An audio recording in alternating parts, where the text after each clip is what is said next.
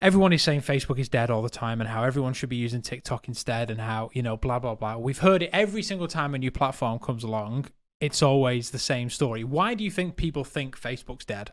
I think it's three reasons. And I think that's a great question because it's very psychological more than database. I mean, database argument shoots that in the water. Like, you're dead in the water if you make that 100%. It's also, it's like if you have a database argument that says television doesn't work or print ads don't work or direct mail doesn't work, like that is just a fallacy. But I think there's three reasons. Number one, using the tool in the wrong way has become less and less effective. Facebook has gotten better and better at prioritizing the end user experience in their data. So when you're using, say, interest groups, which have been deprecated on the Facebook development team 5 years ago to copy affinity audiences in Google, I remember when they came in.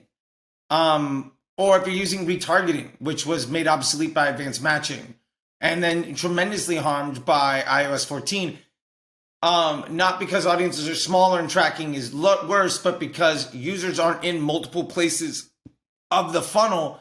They're just in wherever the last event fired. So if you purchase, you're not also in the add to cart and in the page view and in the view content audience.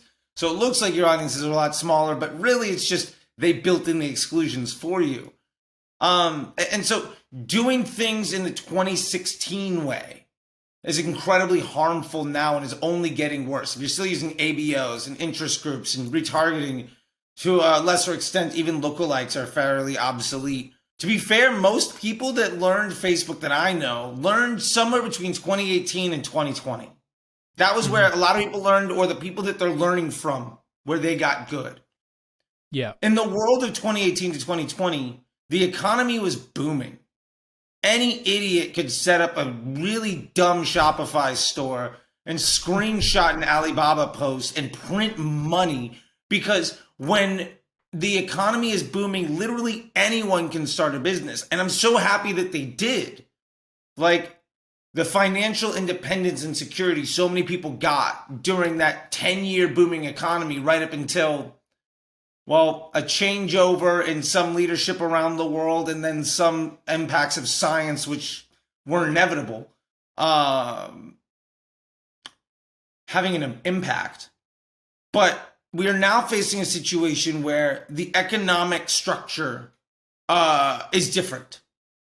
And because of that, it is far more difficult to have a bad business model with bad ads competing for the attention to monetize on platforms that are getting way, way better at respecting the end user's experience.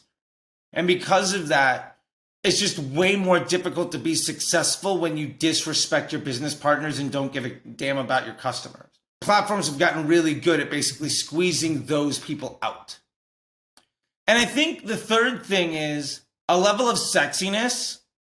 Honestly, I see people saying all the time, I can't tell you how many times people say, well, iOS 14 cost Facebook a lot of money and it really ruined the ad account. That's nonsense. Facebook ad spend is up every single year. And they say, well, why did, Facebook say that? And here's quotes. What they're quoting is projected additional revenue that didn't come in.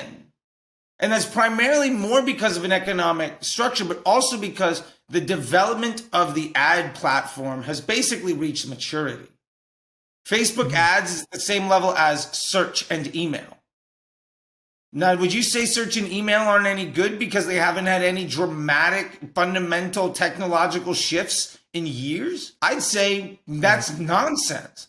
They're at the core of every business. I am less concerned with that. And we do see new opportunities come up where different economies of scale are available.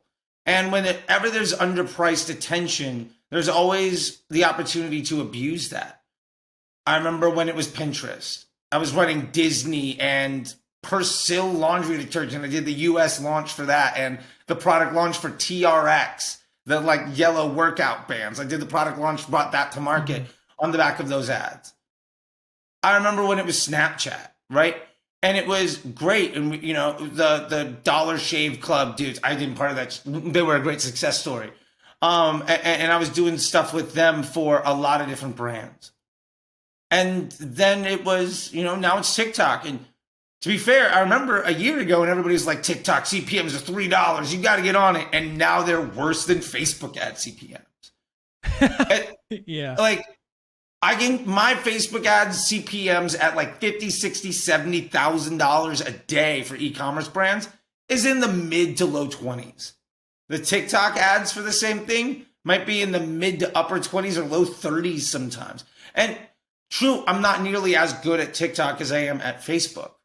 But the opportunity that you get by abusing underpriced attention, there's a short lifespan to that opportunity. So yeah, I think when people say Facebook ads are dead, it really is one of those three factors. Either A, you can't disrespect your customer and the business partners, in this case, your vendor, and still be successful. B, the economy is just different. You can't just slap a picture on anything and print money anymore. You have to actually do something because people don't have the disposable income they did 40 years ago. Mm-hmm.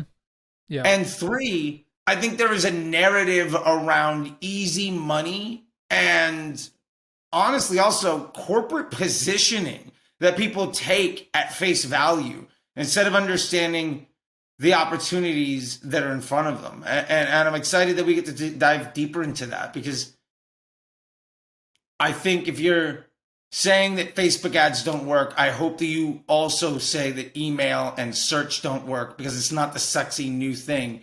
And I promise you, if you're avoiding email and search and social, you're not doomed because maybe you're excellent at affiliate and influencer and other things, but you are avoiding work and revenue generation in a way that the vast majority of marketers are tremendously successful at.